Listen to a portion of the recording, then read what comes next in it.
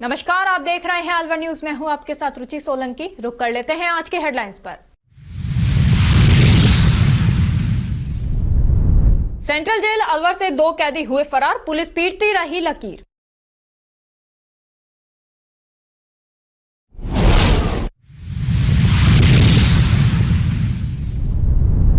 असामाजिक तत्वों ने प्रवासी गोपालकों के पशु चारे में लगाई आग, स्कूल के खेल मैदान के सामने रखा था पशु चारा।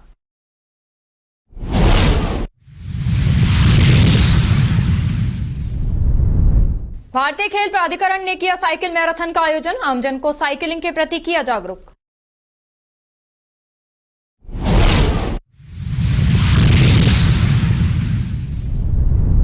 अज्ञात वाहन की टक्कर से युवक की हुई मौत, पुलिस ने शुरू की जांच पड़ताल।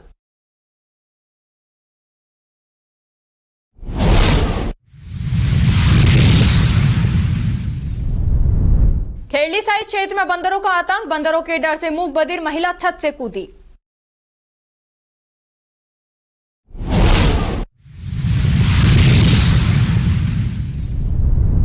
युवक ने फांसी लगाकर की आत्महत्या, परिवार के लोग गए थे मजदूरी करने।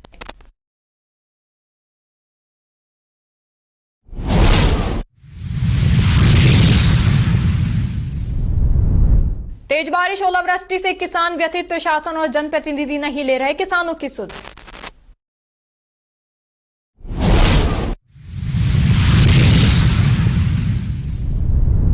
फिरौती की रकम के लेन देन में सरपंच गिरफ्तार, अपहरण में यूपी पुलिस के 4 कांस्टेबल भी रहे शामिल।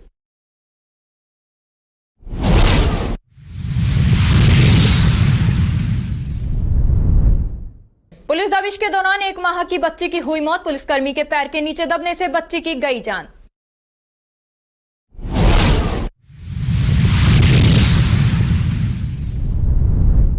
कदम शूज पर खरीदारी पर मिल रहा है लकी ड्रॉ कूपन, खरीदारी पर प्रतिदिन ग्राहकों के निकल रहे हैं इनाम।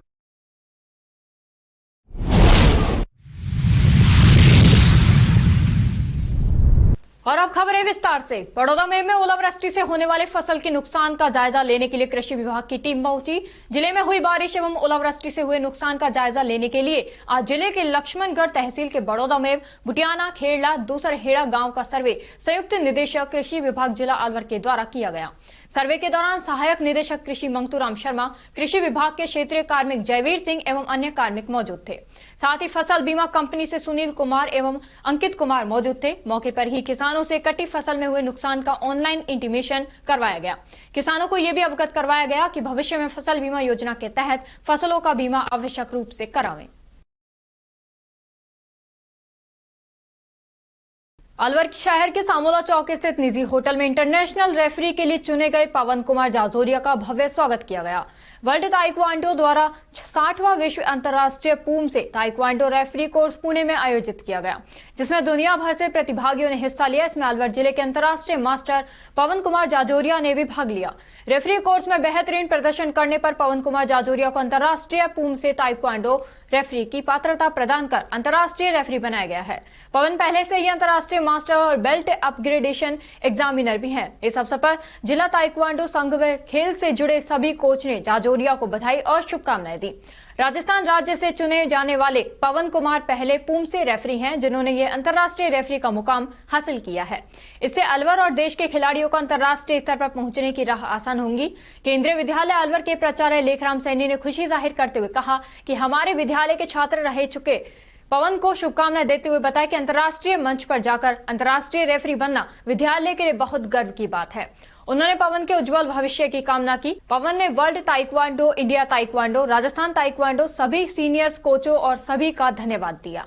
लेकर फ्यूचर निर्धारित करने का प्रयास रहेगा और किन किन लोगों का सहयोग रहा कि आप यहाँ तक पहुंचे? हाँ सर, सबसे पहले तो मैं धन्यवाद देना चाहूँगा जो यहाँ तक मैं पहुँचा हूँ। कोई मेरे मेंटर हैं, परिवार तो रहता ही है सबसे पहले। उससे पहले जिन लोगों के साथ मैं हूँ, जैसे चंद्रशेखर भंडारी सर हैं, हम मेरे कोच भी हैं, मेंटर भी हैं, और उनके साथ काफ़ी थॉट शेयर करते हैं तो पॉजिटिव पॉइंट्स मिलते हैं। तो उनकी गाइडेंस से और हमारे बाकी जो अलवर ताइक्वांडो एसोसिएशन के मेंबर्स हैं उनके सहयोग से, और रिंकी मैम और कुलवंत सर, विनोद सर और दिनेश भैया, इनके सपोर्ट के कारण मैं यहाँ तक पहुँचा हूँ। और बाकी मैं इसमें राजस्थान टाइकोंडो और इंडिया टाइकोंडो को मैं धन्यवाद देना चाहूँगा कि उन्होंने मुझे ये अपॉर्चुनिटी दी, मुझे रिकमेंड किया world taekwondo international referee course के लिए। और आगे के लिए है कि इंटरनेशनल रेफरी कोर्स मतलब एज ए प्रोफेशनल मेरे लिए तो अच्छा ही है, क्योंकि बाहर जाने के लिए बड़े टूर्नामेंट्स में जाने का मौका मिलेगा, वहाँ से हमें काफ़ी चीज़ें नई सीखने को मिलेगी। दूसरा ये कि रूल रेगुलेशन से हम अपडेट रहते हैं। अभी राजस्थान में या फिर कहीं भी अगर कोचेस अगर अपडेट नहीं रहेंगे तो बच्चों को कैसे आगे बढ़ा पाएंगे। तो इसलिए यही रहेगा मेरा कि अभी जो हम सीख के आए वो कोचेस के थ्रू मतलब बच्चों तक पहुंचे। नए रूल रेगुलेशन जो सीखे हैं वो मेरी कोशिश रहेगी कि बच्चों तक जाए, जिससे बच्चे उसको माइंड में रखते हुए, रूल रेगुलेशन को रखते हुए प्रैक्टिस करें और बड़े लेवल पे जाने के बाद वो मेंटली स्ट्रांग रहें। कई बार ये होता है कि रूल रेगुलेशन का इतना नॉलेज नहीं होता बच्चों को, इंटरनेशनल लेवल पे जाते हैं तो मेंटली वीक हो जाते हैं वहाँ। तो अगर रूल रेगुलेशंस अपडेट रहेंगे, बच्चे कोचेस अपडेट रहेंगे, तो बच्चे का गेम भी इम्प्रूव होएगा और एक मेंटली कॉन्फिडेंस भी रहेगा बच्चों के लिए। तो मेरा बस यही रहेगा आगे कि जो मैंने सीखा है। और अभी श्रीलंका और ईरान में भी अभी वर्ल्ड टाइकोंडो को इंटरनेशनल रेफरी सेमिनार होने वाला है, तो उसमें अभी CS भंडारी भैया और कि उनसे मतलब कि बोल रहे हैं कि रिकमेंड करेंगे, हम अभी जाने का मौका मिला तो वहाँ भी जाएंगे। पवन ने नेचुरल वे में बहुत सारी मेहनत की इस फील्ड, इस मुकाम को हासिल करने के लिए। कई सालों से हम प्रयासरत रहे कि ये इंटरनेशनल पैटर्न का रेफरीज हो। राजस्थान में अपना शायद पहली बार पुम से IR, राजस्थान को एक पुम से IR मिला है। ये फर्स्ट टाइमिंग से है जो कि राजस्थान को एक पुम से रेफरी मिला है, क्योंकि यहाँ ताइक्वांडो के अंदर 2 विधाएं होती हैं। एक तो कुर्गी विधा होती है और एक पुम से विधा होती है। कुर्गी में तो रेफरीज थे पहले, परंतु हमारे पास में एक पुम से जो फील्ड था उसमें खालीपन था, वहाँ कोई रेफरीज नहीं मिलते थे, कोई बच्चों को गाइडलाइंस नहीं मिलती थी। तो वहाँ पर पवन को एक पुम से रेफरी के रूप में, एक इंटरनेशनल पुम से रेफरी राजस्थान को मिला है। तो हमारे जो जितने भी राजस्थान के प्लेयर्स हैं, भावी जो खिलाड़ी हैं, उनके उज्जवल भविष्य के लिए हम प्रयास करेंगे कि उनको अच्छी से अच्छी जो फैसिलिटीज, टेक्निक्स जो हैं वो पुम से में उपलब्ध हो सकें अपने राजस्थान में, अलवर में और अन्य जिलों के अंदर। अलवर शहर के वार्ड 20 ब्रह्मचारी में नियमित सफाई नहीं होने से चारों तरफ कचरे के ढेर लगे हुए हैं, वहीं नालियां गंदगी से लबालब भरी हुई हैं। मोहल्ले के नागरिकों ने बताया कि नगर निगम अलवर के द्वारा नाली नालों की सफाई नहीं की जा रही। शनिवार को बरसात होने से गंदगी की चेड़ में तब्दील हो गई, जिससे घरों से निकलना मुश्किल हो गया है।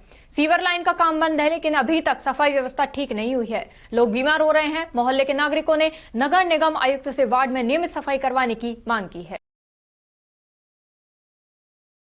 शहर में पुलिस कंट्रोल रूम के पास और राजर्षि अभय समाज के सामने स्थित कदम शूज पर फुटवियर की खरीदारी करने पर गिफ्ट दिए जा रहे हैं। अलवर निवासी राजेश बेनीवाल खरीदारी पर इलेक्ट्रिक ग्राइंडर के विजेता बने। इसी प्रकार अलवर निवासी ग्रंथ सोनी को 2 कप बोतल सेट, करौली निवासी फतेह सिंह को मिनी प्रेस, अलवर निवासी निखिल को इलेक्ट्रिक ग्राइंडर और अलवर निवासी नीरज भट्ट के 2 कप बोतल सेट खरीदारी पर गिफ्ट में निकला। गिफ्ट मिलने पर विजेताओं ने कहा कि कदम शूज का सराहनीय प्रयास है। अलवर केंद्र व राज्य सरकार के शहरी विकास मंत्रालय द्वारा हर शहरी नागरिक को आवास उपलब्ध कराने की दृष्टि से मुख्यमंत्री जन आवास के अंतर्गत अलवर शहर में 200 फीट रोड पर उत्कृष्ट परियोजना विकसित की जा रही है। परियोजना के अंतर्गत बेहद सुलभ आवासीय दरों पर पूर्ण रूप से विकसित 250 से अधिक फ्लैट उपलब्ध कराए जा रहे हैं। परियोजना का अनुमोदन राज्य सरकार, नगर विकास न्यास एवं रेरा द्वारा किया जा चुका है। इस परियोजना के अंतर्गत रिहायशी फ्लैटों के अतिरिक्त व्यवसायिक क्षेत्र, खेलकूद का स्थान, मंदिर, 24 घंटे पावर बैकअप, दिन और रात सुरक्षा, निर्माण रूप से जल आपूर्ति जैसी अनेकों सुविधाएं भी विकसित की जा रही हैं।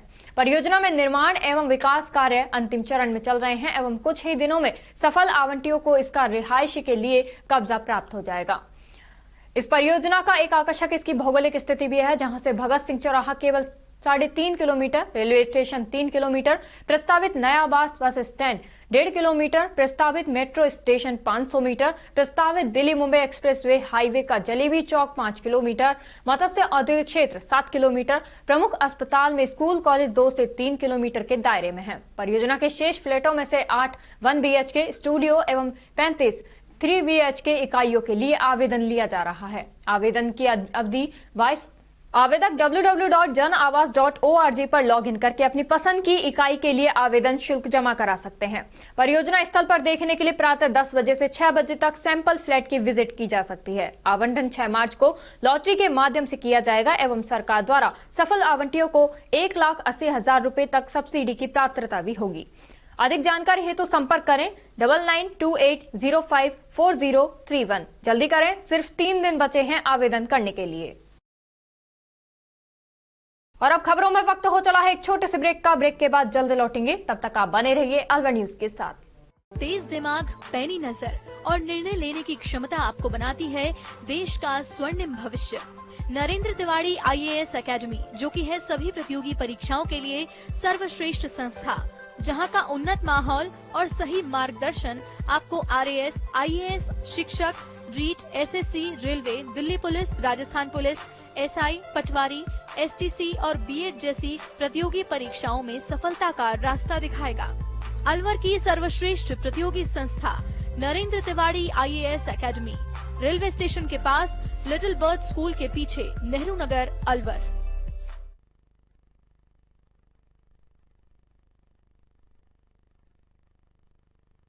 ब्रेक के बाद आपका स्वागत है। बढ़ते हैं अगली खबर की ओर। मुंडावर उपखंड के गांव पहल के राजकीय उच्च माध्यमिक विद्यालय के खेल मैदान के सामने रखा प्रवासी गोपालकों का पशु चारा आग से जलकर राख हो गया। सूचना पर खैरतल की दमकल गाड़ी मौके पर पहुंची और ग्रामीणों की मदद से बड़ी मुश्किल से आग पर काबू पाया गया।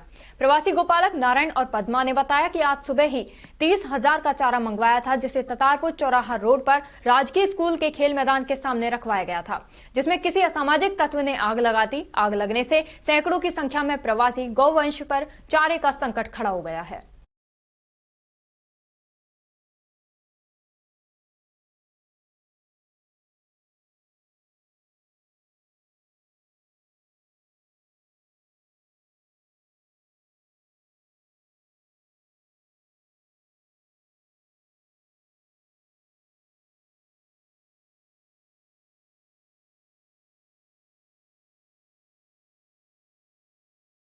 विधायक महंत बालकनाथ योगी ने विधायक कार्यालय में जन सुनवाई की। मौके पर बड़ी संख्या में नागरिक अपनी जन समस्याओं को लेकर पहुंचे। गत रात्रि हुई ओलावृष्टि से फसलों में नुकसान का उचित मुआवजा दिलवाने की मांग की।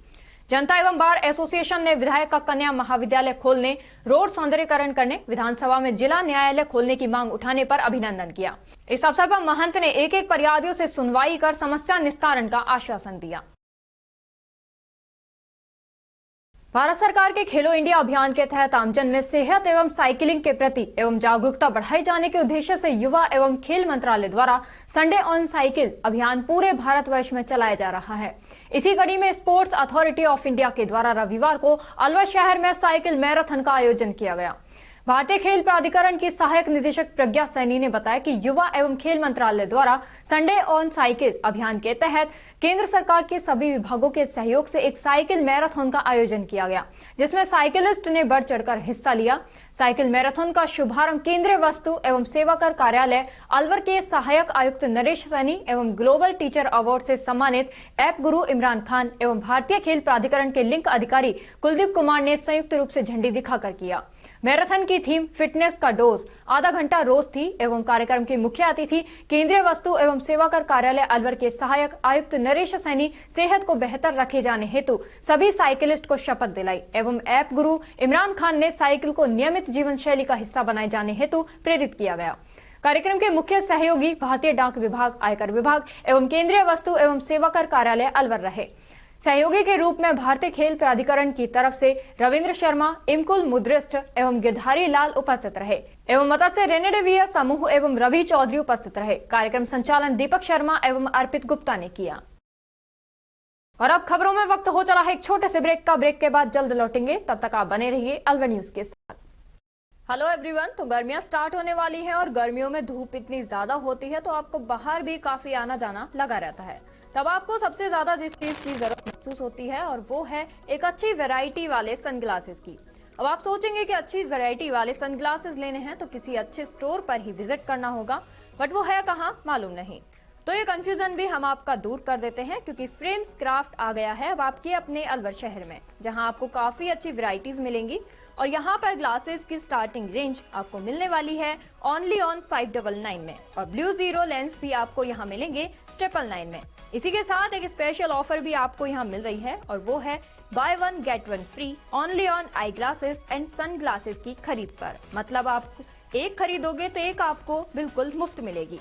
और एक और इम्पोर्टेंट बात ना, यहाँ पर फ्री आई टेस्ट आपको देने वाला है framescraft.com। तो अपनी विजन को टेस्ट कराना है तो यहाँ पहुंच सकते हैं। तो ज्यादा सोचिए मत और जल्दी से पहुंच जाइए फ्रेम्स क्राफ्ट स्टोर पर। हमारा address plot number 152/153 Jai complex road number 2 Bhagat Singh circle Alwar Rajasthan. Contact number 7737410044।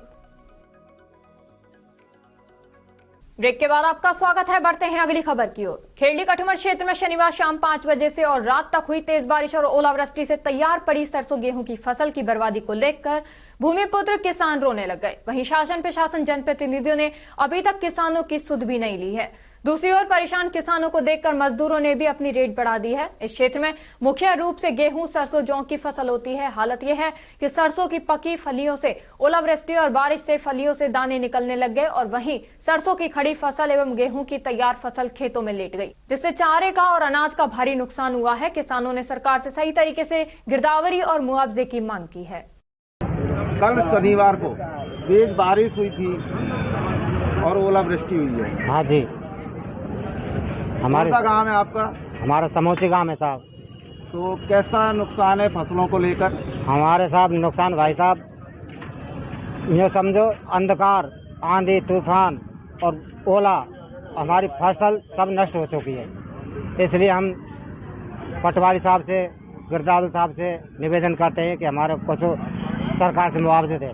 इस समय फसल को लेकर रात दिन किसान मेहनत कर रहा है, जो हमारी फसल सब नष्ट हो चुकी है। आज किसान हंस रहा है या रो रहा है? रो रहा है, ये बात है साहब, पूरी फसल नष्ट हो चुकी है। असल रूप से कौन कौन सी फसल आपके यहाँ पैदा होती है? गेहूं और ये सरसों, ये फसल नष्ट हो चुकी है। ग्राम रामनगर, तहसील कठुमर, जिला अलवर में ओलावृष्टि से फसल ध्वस्त हो चुकी है, कुछ भी नहीं बचा है। मेरी शासन प्रशासन से आग्रह है कि इस फसल का मुआवजा दिलाने की कृपा करें।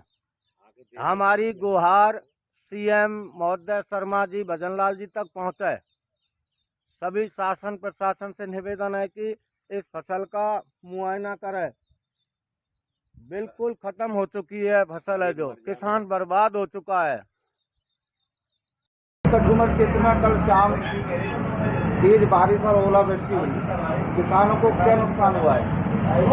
सर, किसानों के लिए भारी नुकसान हुआ है। सरसों की जो खड़ी फसल है वो उसकी फलियां झड़ गई हैं और जो कटी पड़ी है उसमें से दाने निकल गए हैं। गेहूं की जो फसल है खड़ी हुई है उसमें से बालियों से और गेहूं के दाने निकल गए हैं और बालियां टूटकर नीचे गिर गई हैं। इसलिए हमें मांग करते हैं गवर्नमेंट से कि सही तरीके से और उचित गिरदावरी करवा के किसानों का साथ दें और उनके लिए भरण पोषण के लिए जो भी सुविधा हो वो देने की मांग करते हैं हम। इस क्षेत्र में अधिकांश कौन कौन सी फसल की पैदावार ज़्यादा होती है? अब इस क्षेत्र में, खेरली के क्षेत्र में अधिकतर सरसों और गेहूं, जौ की फसल है। छोटे खेतों में चने भी हैं, तो इनमें अधिकतर नुकसान ज्यादा हुआ है। जी। मालाखेड़ा उपखंड क्षेत्र के ढाकपुरी गांव में सामाजिक समरसता, भाईचारा तथा सांप्रदायिक सौहार्द की मिसाल बुजुर्गों की चलाई गई परिपाटी आज भी कायम है। सर्व समाज के पंच पटेल की मौजूदगी में युवा पीढ़ी पारिवारिक कार्य में मौजूद रहकर सभी कार्यों को करती है। इस दौरान बुजुर्ग पंच पटेल पांडाल के नीचे चल रहे सहभोज के कार्यक्रम पर निगरानी रखकर पूरी तरीके से मुस्तैद रहते हैं। गौरतलब रहे कि इस गांव में किसी भी परिवार में शादी, विवाह या कोई भी सामाजिक कार्यक्रम आयोजित होता है तो उसकी जिम्मेदारी पंच पटेल की होती है और जिसके घर में ये आयोजन होता है उसको कोई परेशानी नहीं होती।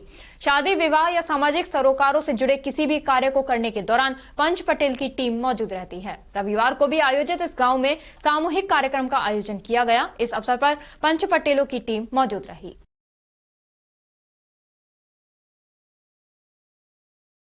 अलवर जिले के नौगावा थाना क्षेत्र के रघुनाथगढ़ गांव में पुलिस दबिश के दौरान 1 माह की बच्ची की मौत का मामला सामने आया है। बच्ची के परिजनों ने आरोप लगाया कि पुलिसकर्मी के पैर के नीचे दबने के कारण बच्ची की मौत हुई है। बच्ची खाट पर अपनी मां के साथ सो रही थी। घटना की जानकारी पुलिस को दी गई, लेकिन पुलिसकर्मी मौके पर नहीं पहुंचे। इसके विरोध में बड़ी संख्या में ग्रामीण एसपी आवास पर पहुंचे और आवास के बाहर धरना देकर विरोध प्रदर्शन किया। नौगावा क्षेत्र के रघुनाथगढ़ गांव के रहने वाले इमरान ने बताया कि सुबह 6 बजे 2 गाड़ियों में पुलिसकर्मी आए। इस दौरान खाट पर सो रही उसकी 1 माह की बच्ची अलीसबा के ऊपर पुलिसकर्मी ने पैर रख दिया। उसके जूते के नीचे दबने के कारण 1 माह की बच्ची की मौत हो गई। इस दौरान बच्चों की मां ने जब पुलिसकर्मियों को रोकने का प्रयास किया तो पुलिसकर्मियों ने उनको धक्के मारकर घर से बाहर निकाल दिया। परिजनों ने कहा कि दबिश के दौरान महिला पुलिसकर्मी मौजूद नहीं थी। पुलिसकर्मी ऑनलाइन ठगी का आरोप लगा रहे थे। बच्चे की मौत के बाद जब घटनास्थल पर हंगामा होने लगा तो पुलिसकर्मी मौके से फरार हो गए। बच्ची के परिजनों ने मामले की सूचना नौगावा थाना पुलिस को दी, लेकिन मौके पर पुलिसकर्मी नहीं पहुंचे।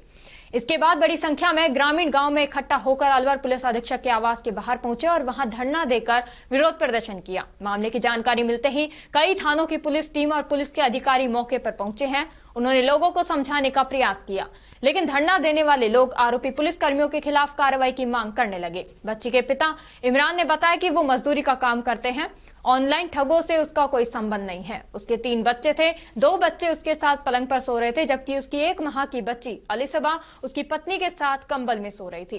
दबिश के दौरान पुलिसकर्मियों ने बच्ची के ऊपर पैर रख दिया, जिससे उसकी मौत हो गई। इस संबंध में डिप्टी एसपी अंगद शर्मा ने बताया कि परिजनों की तरफ से मामले में लिखित शिकायत दी गई है। शिकायत के आधार पर एफआईआर दर्ज करके मामले में जांच पड़ताल की जाएगी और उसमें जो दोषी होगा उसके खिलाफ सख्त कदम उठाए जाएंगे। परिजनों का आरोप है कि पुलिस दबिश के दौरान पुलिसकर्मी के पैर के नीचे दबने के कारण 1 माह की बच्ची की मौत हुई है। एक मिनट खड़े होकर 1 मिनट के बाद बिल्कुल आ जाएंगे, मैं मना नहीं कर रहा, बिल्कुल आ जाएंगे और साथ ही चल के आ जाएंगे। लेकिन एक बात ये चाह रहा हूँ कि हर पक्ष जो भी आप चाह रहे हैं, हर वर्ग का आदमी ले लो, वहाँ बात कर लो। मुकदमे दर्ज होने के बाद जो डिनाई नहीं कर रहे, मुकदमे दर्ज कर लेंगे। लेकिन एक बार आप डेलीगेशन तैयार करके, ये तो बात हुई भी आपके सामने कह दी मैंने, कि आप 10 लोगों का डेलीगेशन हर वर्ग का लड़का भी हो जाएगा, बुजुर्ग भी हो जाएगा, गाँव के पटेल भी हो जाएंगे, वो बना के एक बार चलते हैं, ठीक है। और जो भी वहाँ पे फैसला होगा मंत्री जी जो करो या जल्दी निकला और भीड़ आ जाएगी। खुद वाली रहने दो, खुद वाली सुनो मेरी बात, हमारी वो नहीं है। हम तो ये चाह रहे हैं कि जो इतना अन्याय हमने देखा है, जो इतने आदमी इतने से मिनट में आए, पुलिस को इतना भी नहीं लगा कि थानादार कम से कम वहाँ जाता तो सही, इनको लग रहा और उल्टा कागज पे और लिखवा लिया उससे। हमें तो इससे बड़ा दुख और क्या हो सकता है। जो भी हुआ ही मान, इतनी बड़ी बात को अगर ऐसा कुछ हुआ है, ऐसा अब देख लो तो आप पता कर लो, वही जांच का तो विषय है ना, तो आप पता कर लो ना पहले।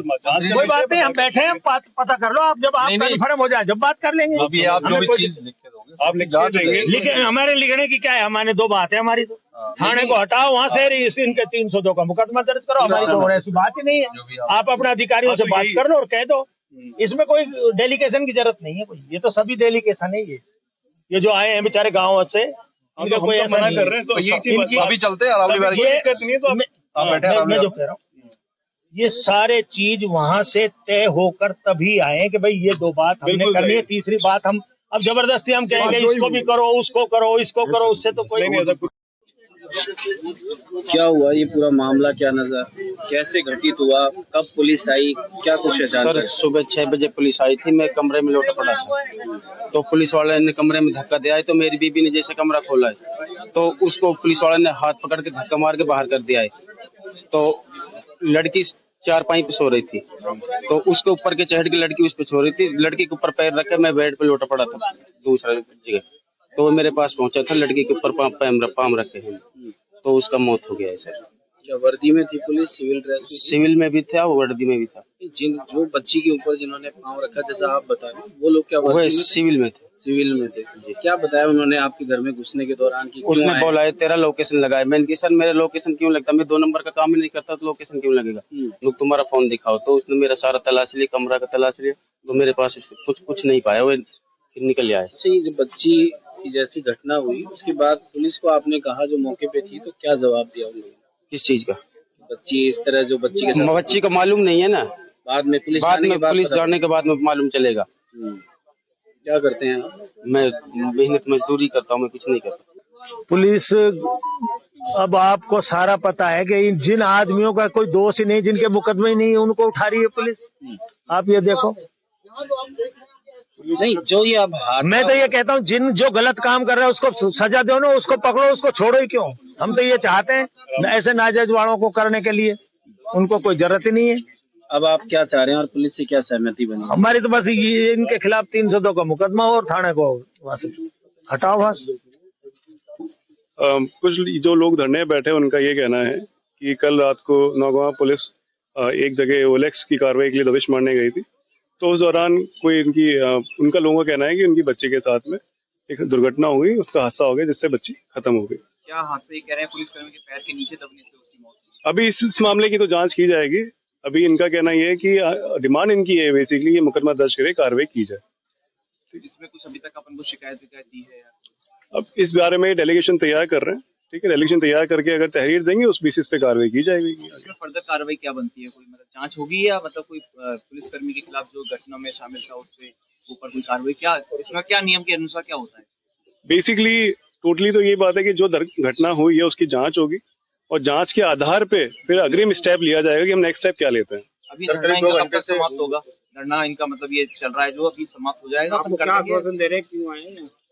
बेसिकली कुछ नेगोशिएशंस हुई हैं हमारे इनकी और हमारे पुलिस के बीच में, ठीक है। और नेगोशिएशंस का यही है कि एक लोग ये तहरीर तैयार कर रहे हैं, ठीक है, जिस आधार पे हमारे जो डीसीएमसी साहब है उनके सामने डेलीगेशन डिमांड। कस्बे में जवाहर चौक मुख्य बाजार से अखेगढ़ गेट तक नगरपालिका द्वारा नाली निर्माण का कार्य किया जा रहा है, जहां मौके पर नगरपालिका के जिम्मेदार अधिकारियों के नहीं होने से ठेकेदार द्वारा सरेआम मनमानी की जा रही है। नालियों में कीचड़ नहीं निकालकर सीधी नाली में सीमेंट गिट्टी डालकर खाना पूर्ति की जा रही है। इस संबंध में जब कस्बे के नागरिकों ने ठेकेदार से शिकायत की तो वह लोगों से अभद्रता से पेश आया, जिसके मौके पर मौजूद पार्षद सुरेंद्र गोयल एवं पेंशनर समाज के प्रदेश अध्यक्ष लक्ष्मी नारायण गोयल ने विरोध करते हुए उच्च अधिकारियों से शिकायत करने तथा ठेकेदार के विरुद्ध और अच्छी नाली निर्माण की मांग की है। पत्रकार महोदय, मैं इधर से निकल रहा था तो मैंने देखा कि प्योर कीचड़ पे रेमन डालकर उस पर मसाला लगाया जा रहा था। मान्यवर, मैंने उसको पूछा कि ठेकेदार, तो मैंने बुलाया, भाई ठेकेदार जी, मैंने कि ये क्या हो रहा है? तो ठेकेदार जी ने मैंने पूछा, मैंने कि वर्क ऑर्डर और डिजिटल कॉपी कहाँ है आपकी, उसमें उपलब्ध कराओ मुझे। तो ठेकेदार ने जवाब दिया, नहीं तो मेरे पास डिजिटल कॉपी है, नहीं मेरे पास वर्क ऑर्डर, जो मुझे जारी नहीं किया। मैंने ईओ साहब से इस संदर्भ में बात की। ईओ साहब ने मुझे बताया कि मेरे कार्यकाल का एक टाइम का काम नहीं है, इससे पहले वर्क ऑर्डर जारी हो चुका है। मैंने बोला ईओ साहब से कि वर्क ऑर्डर तो आप कार्यकाल तो अब आपका तुरंत अभी आपका ही है, तो कार्यकाल तो आपका ही है, तो वर्क ऑर्डर हो नहीं हो आपके टाइम का, लेकिन आप ये वो तो सुनिश्चित करें। आपका कहने का अर्थ है कि मौके पर ठेकेदार के पास वर्क ऑर्डर की कॉपी होना जरूरी है? हाँ जरूर जी, आगे जानकारी ले सकते ये शेड्यूल और वर्क ऑर्डर कॉपी ठेकेदार के पास अनिवार्य होना अनिवार्य है, लेकिन उसके पास उपलब्ध नहीं थी। इस संबंध में आपने ठेकेदार को शिकायत की तो उसका क्या कहना है? ठेकेदार बोल रहा था कि मेरा पहला पेमेंट ही नहीं हुआ, तो उस पेमेंट को रुकवा देना आप। व्यवहार कैसा रहा लोगों के? अभद्र व्यवहार था लोगों के प्रति, बुजुर्ग लोगों से भी। पूर्व पार्षद हमारे लक्ष्मी नारायण जी गोयल खड़े मेरे पास में, उनसे भी उन्होंने अभद्र भाषा में बात की। बेड़ली कस्बे में नगरपालिका द्वारा नाली निर्माण किए जा रहे हैं, किस तरीके के किस पार्टी की नालियाँ बन रही है? नालियाँ बिल्कुल जो है इस तरीका से बन रही है, कोई इसमें जो है देखने वाला नहीं है। सब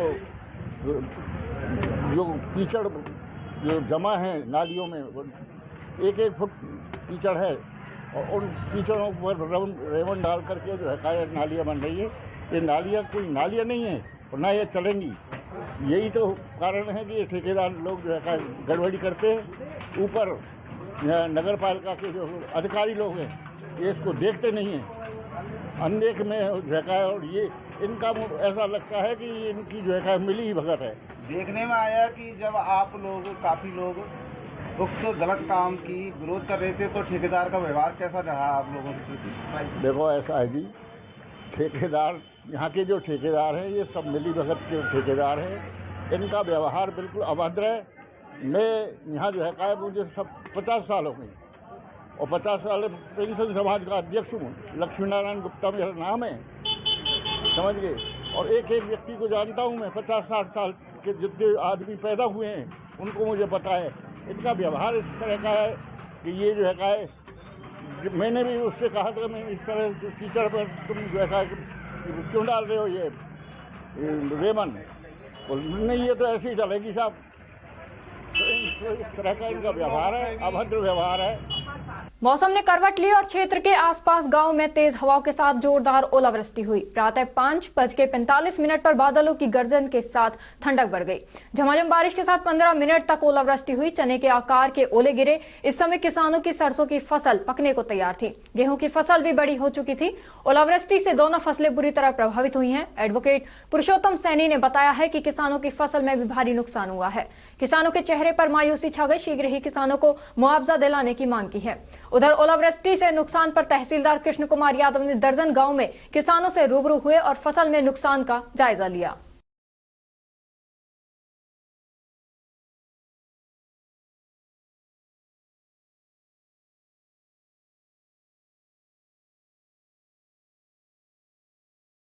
हरसौली कस्बे के समीपवर्ती गांव फतियाबाद विद्यालय में मेगा पीटीएम कार्यक्रम का आयोजन हुआ। राज्य सरकार व शिक्षा विभाग के निर्देश अनुसार राज्य के सभी राजकीय विद्यालयों में 1 मार्च 2025 शनिवार को प्रातः 11 बजे से अभिभावक शिक्षक बैठक का आयोजन किया गया। इसी के तहत राजकीय उच्च प्राथमिक विद्यालय फतियाबाद में भी मेगा पीटीएम डे का आयोजन किया गया। विद्यालय के संस्था प्रधान राजेश योगी की अध्यक्षता में अभिभावक शिक्षक बैठक आयोजित की गई। कार्यक्रम के प्रभारी अध्यापक राजीव चौधरी ने बताया कि विद्यालय में अध्ययनरत सभी विद्यार्थियों के अभिभावकों ने पीटीएम में बढ़ चढ़कर हिस्सा लिया। अभिभावकों में से ही मुख्य अतिथि रतनलाल और विशिष्ट अतिथि हरिप्रसाद बनाए गए। मेगा पीटीएम का मुख्य उद्देश्य कक्षा 3 से 8 के लिए मुख्यमंत्री शिक्षित राजस्थान अभियान के तहत आयोजित दक्षता आधारित आकलन परीक्षा की प्रगति रिपोर्ट पर चर्चा कर अभिभावकों से बच्चों की शैक्षणिक प्रगति साझा कर उनके सुझाव लिए गए और साझा कार्य योजना बनाई गई। विद्यार्थियों की अपार आईडी प्रगति और विद्यार्थियों के स्वास्थ्य परीक्षण का महत्व और प्रभाव पर भी अभिभावकों से विचार विमर्श किया गया। अंत में संस्था प्रधान राजेश योगी ने सभी अतिथियों का आभार जताते हुए अभिभावकों और विद्यालय स्टाफ का मेगा पीटीएम के सफल आयोजन के लिए धन्यवाद दिया। और उसके बाद अभिभावकों से चर्चा सत्र में मैं विद्यालय प्रधानाध्यापक होने के नाते आपके बच्चों ने जैसा किया उसके बारे में मैंने आपको बताया। और फिर भी कहीं आपको ऐसा लगता है कि हमारा बच्चा उस सब्जेक्ट पे उस विषय पे कमजोर है तो संबंधित अध्यापक से अपना संपर्क करें और संबंधित अध्यापक उस विषय में उस बच्चे को अच्छे से देखे कि वह बच्चा कहाँ कमजोर है, क्योंकि उसके जो स्टेप दिए हुए हैं मार्कशीट में कि किस स्टेप पे कमजोर है, पढ़ने में कमजोर है, समझने में कमजोर है, लिखने में कमजोर है, उच्चारण नहीं कर पा रहा है, क्या नहीं कर पा रहा है, तो वो विषय अध्यापक उस बच्चे के साथ चिंतन आज के बाद अवश्य करें। और अगला जब ये कार्यक्रम हो, अगली जब ये परीक्षा हो तो वो कमजोरी कम से कम इन बच्चों की दूर होनी चाहिए, ऐसा मुझे हमारे विषय अध्यापकों से आशा है। मैं इस आयोजन के लिए हमारे राजीव जी को और पवन जी को हार्दिक बधाई देता हूं, अभिनंदन देता हूं कि कम समय में बहुत अच्छा आयोजन किया जो बिल्कुल सराहनीय है। और अब मैं थोड़ा सा हमारे पवन जी जो यहाँ बैठे उनसे भी अपेक्षा करता हूं कि वो भी 2 शब्द इस पे कहे। मौसम में लगातार बदलाव देखने को मिल रहा है। कभी तेज धूप तो कभी शीत हवा के बाद कुछ इलाकों में ओले गिरने और बारिश होने से किसानों की चिंता बढ़ गई है। शनिवार की सुबह सुबह मौसम ठंडा रहा, लेकिन धूप निकलने के बाद तापमान में फिर से बढ़ोतरी हो गई। भिवाड़ी के टपुकड़ा में ओले गिरने के बाद मुंडावर के किसानों की चिंता भी बढ़ गई। रात भर किसानों की भागदौड़ होती रही। जहां ओले गिरे वहां नुकसान भी हुआ है, लेकिन शनिवार सुबह मौसम साफ हो गया, लेकिन शाम होते होते हल्की बूंदाबांदी शुरू हो गई। जबकि शुक्रवार को दिन में भी बादल छाए हुए थे और देर शाम को ओले गिरे थे, जिसके कारण दिन का तापमान भी 1-2 डिग्री सेल्सियस गिरा है। मुंडावर उपखंड क्षेत्र में अब सरसों की कटाई तेजी से जारी है। इस समय बारिश व ओले गिरने से अधिक नुकसान है। हालांकि टपुकड़ा के आसपास के हिस्से में ओले गिरे हैं। बारिश से भी कटी हुई फसल की गुणवत्ता खराब होती है। हालांकि सरसों सरसों में चने की फसल में बारिश से नुकसान नहीं बल्कि फायदा है। जिले में अधिकतम तापमान 29 डिग्री सेल्सियस के आसपास है, वहीं न्यूनतम तापमान 18 डिग्री सेल्सियस के आसपास है। अब सर्दी का असर बहुत कम होने लगा है। बारिश व ओले गिरने से सुबह शाम की सर्दी में थोड़ी रौनक आई है। कोटपुतली और आसपास के क्षेत्रों में मौसम ने अजीब करवट ली है। शनिवार की सुबह से ही घना कोहरा छाया हुआ है। मार्च का महीना होने के बावजूद मौसम जनवरी जैसा नजर आ रहा है। तापमान में लगातार गिरावट दर्ज की जा रही है। नेशनल हाईवे और स्टेट हाईवे पर घने कोहरे के कारण वाहन चालकों को परेशानी का सामना करना पड़ रहा है। मौसम विभाग ने 3 दिन पहले ही बारिश और बूंदाबांदी का अलर्ट जारी कर दिया था। पश्चिमी विक्षोभ के सक्रिय होने के कारण शुक्रवार की रात कुछ इलाकों में बारिश भी हुई। इस मौसम के बदलाव से किसानों की चिंता बढ़ गई है। क्षेत्र में सरसों की फसल पककर तैयार है और कटाई का काम चल रहा है। अचानक आए इस मौसम परिवर्तन से फसल को नुकसान की आशंका है।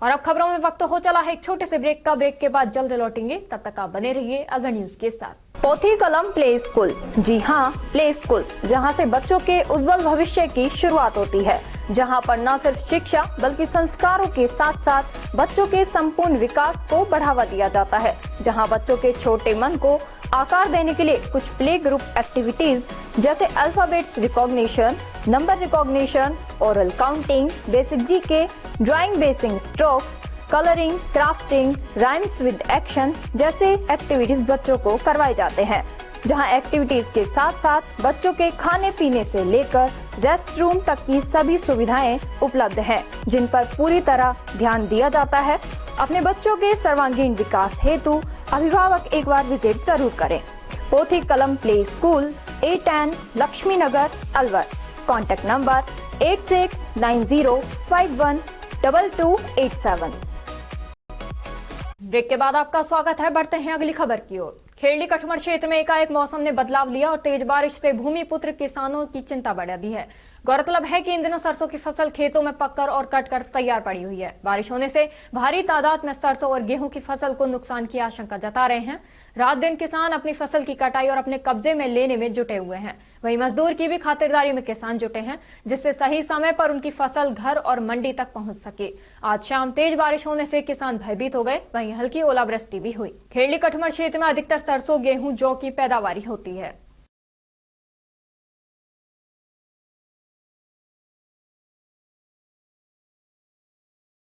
मेलविन जोन्स फेलोशिप एक कार्यक्रम है जिसे लायंस क्लब इंटरनेशनल चलाता है। ये उन लोगों को दिया जाता है जो लायंस क्लब इंटरनेशनल फाउंडेशन को दान करते हैं। ये कार्यक्रम लायंस क्लब इंटरनेशनल फाउंडेशन की रीढ़ है। ये कार्यक्रम दानकर्ताओं के लिए LCIF के प्रति अपनी प्रतिबद्धता को बढ़ाने का एक तरीका है। इस कार्यक्रम में $1000 के दान के बाद 54 मान्यता स्तर हैं। हर मान्यता स्तर के लिए एक अलग पिन होता है। $1,00,000 का दान करने के बाद दानकर्ता मानवीय भागीदार बन जाते हैं। दुनिया भर में 4,76,000 से अधिक MJF प्राप्त करता है। दुनिया भर में 1 लाख से अधिक PMJF प्राप्त करता है। अभी हाल ही में अलवर में आयोजित डिस्ट्रिक्ट 3233E1 के तीसरी कैबिनेट मीटिंग में district governor PMJF line Sunil Arora, past district governor MJF line Ashok Thakur, district coordinator MJF line OP मंगल द्वारा लगातार मोटिवेट करने पर रीजन 2 सांवरिया से 6 सदस्यों ने इस फाउंडेशन में अपना नाम दर्ज करवाया है। यहां तक कि डिस्ट्रिक्ट 3233E1 के 125 सदस्यों का दल जब वियतनाम गया था, वहां पर भी मोटिवेशन का कार्य लगातार जारी रहा, जिसकी बदौलत past district governor lion Manak Chand Gupta, region chairperson lion Girish Gupta, lions club Alwar Matsya के अध्यक्ष lion doctor Manju Agrawal, lion doctor VK Agrawal, lions club Alwar Matsya के lion Rambabu Gupta, lions club Rajgarh से पूर्व region chairperson lion Virendra Kumar Sharma PMJF बने हैं। मेलविन जोन्स फेलोशिप के अंतर्गत ये रुपए जरूरतमंद असहाय लोगों की मदद के लिए काम आता है। MJF के लिए योगदान व्यक्तियों, क्लबों या जिलों द्वारा किया जा सकता है। दान एक मुश्त या किस्तों में हो सकता है। मेलविन जोन्स फेलो को एक विशेष लेपल पिन, एक पट्टिका और एक बधाई पत्र मिलता है।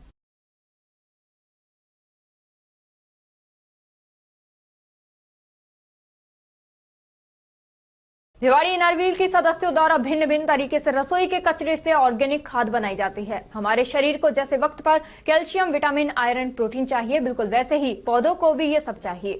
कुछ सदस्य फल सब्जी के छिलकों को पूरी रात के लिए भिगोकर व काली मिर्च हल्दी डालकर उबालते हैं। कुछ सदस्य छिलकों और बीजों को जमीन में इकट्ठा करते हैं, जिससे 2 महीने में पौष्टिक खाद तैयार हो जाती है। सदस्यों ने कई साल से बाजार की खाद नहीं खरीदी है। यहां तक कि बची हुई खाद अपनी अपनी सोसाइटी के पार्क आदि में भी प्रयोग की जाती है।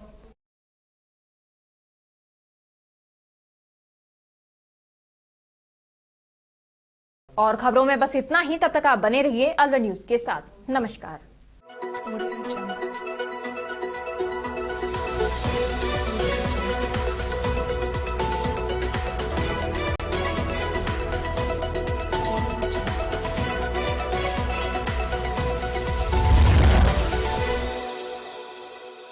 Audio